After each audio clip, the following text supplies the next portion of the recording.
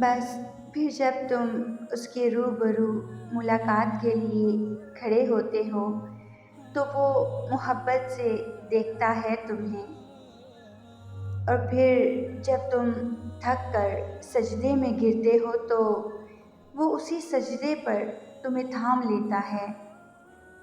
یوں ساری تھکاوٹ اتر جاتی ہے، یوں صلح ہو جاتی ہے، اور جو مانگا گیا ہوتا ہے اسے نواز دیا جاتا ہے۔ تہجد تو عشق ہے، اور جس کو عشق اللہ تک لے جائے اسے کوئی تھکا نہیں سکتا۔ بس وہ مان جاتا ہے، اور جب وہ مان جاتا ہے نا تو یہ جگ سارا ہار جاتا ہے۔